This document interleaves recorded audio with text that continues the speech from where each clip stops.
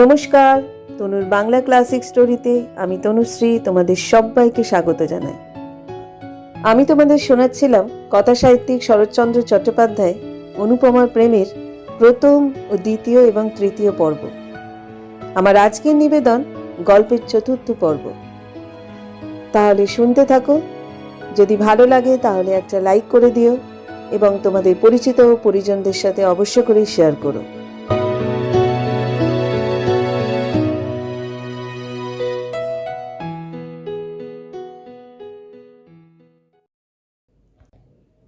তথাপি অনুপমা একটু কাঁদিল। স্বামী মরিলে বাঙালির মেয়েকে কাঁদিতে হয়, তাই কাঁদিল। তাহার পর স্ব-ইচ্ছায় সাদা পরিয়া সমস্ত অলঙ্কার খুলিয়া ফেলিল।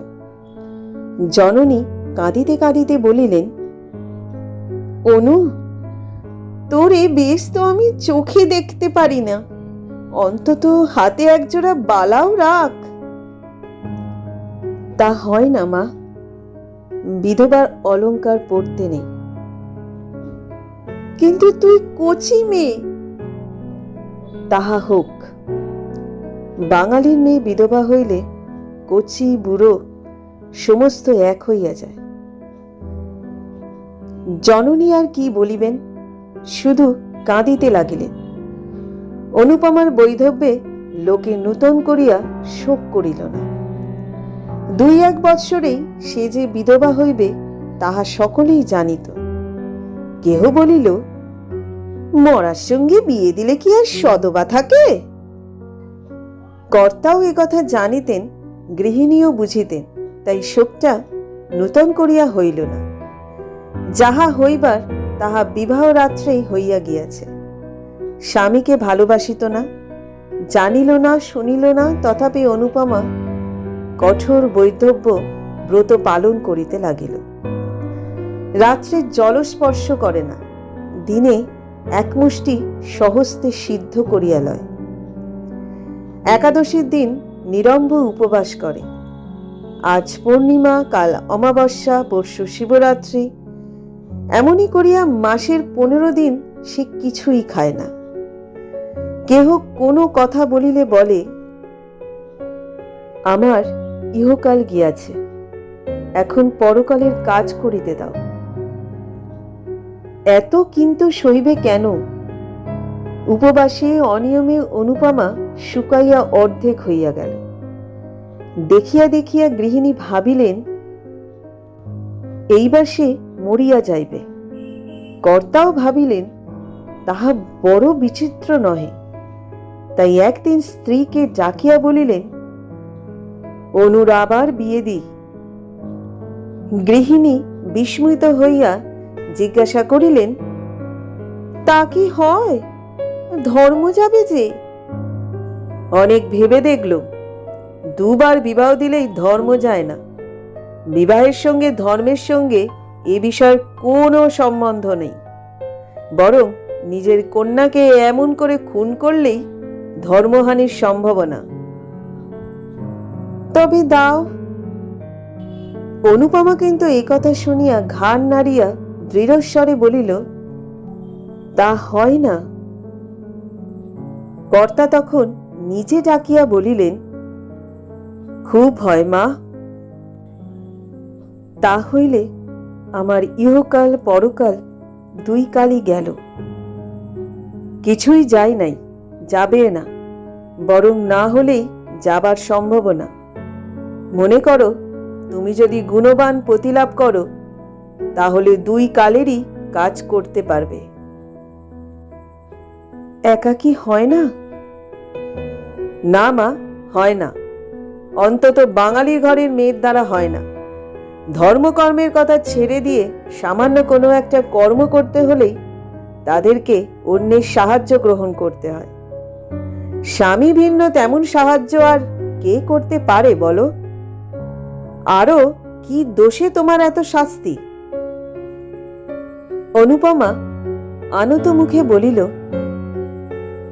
আমার পূর্ব জন্মের ফল। গোড়া হিন্দু জগবন্ধুবাবুর কর্ণে এই কথাটা খট করিয়া লাগিল। কিছুক্ষণ স্তব্ধ থাকিয়া বলিলেন, তাই যদি হয় তবুও তোমার একজন অভিভাবকের প্রয়োজন। আমাদের অবর্তমানে কে তোমাকে দেখবে? দাদা দেখবেন। ঈশ্বর না করুন, কিন্তু সে যদি না দেখে, সে তোমার মার পেটের ভাই নয়। বিশেষ আমি যতদূর জানি তার মনও ভালো নয়।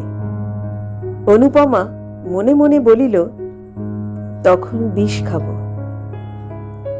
আরও একটা কথা আছে অনু, পিতা হলেও সে কথা আমার বলা উচিত। মানুষের মন সবসময় যে ঠিক একই রকমেরই থাকবে তা কেউ বলতে পারে না। বিশেষ যৌবনকালে প্রবৃত্তিগুলি সর্বদা বশ রাখতে মুনি ঋষিরাও সমর্থ হন না। কিছুকাল নিস্তব্ধ থাকিয়া অনুপমা কহিল, জাত যাবে যে? না মা, জাত যাবে না। এখন আমার সময় হয়ে আসছে, চোখও ফুটছে। অনুপমা ঘাড় নাড়িল, মনে মনে বলিল, তখন জাত গেল, আর এখন যাবে না? যখন চক্ষু কর্ণ বন্ধ করে তোমরা আমাকে বলিদান দিলে, তখন এই কথা ভাবলে না কেন?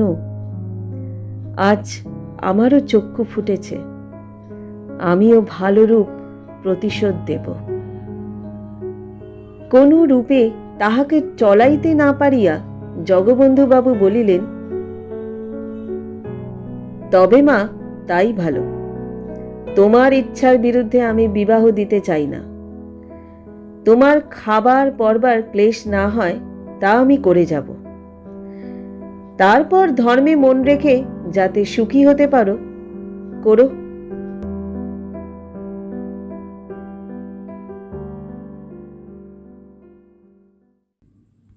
তোমরা এতক্ষণ শুনলে শরৎচন্দ্র চট্টোপাধ্যায়ের অনুপমার প্রেমের 4র্থ পর্ব।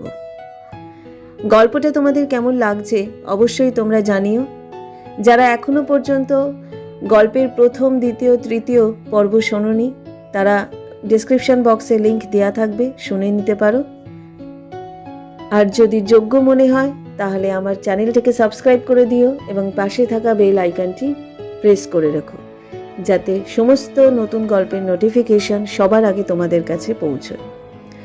খুব শিগগিরই ফিরব গল্পের 5ম পর্ব নিয়ে। সবাই ভালো থেকো, সুস্থ থেকো এবং অবশ্যই সুরক্ষিত থেকো।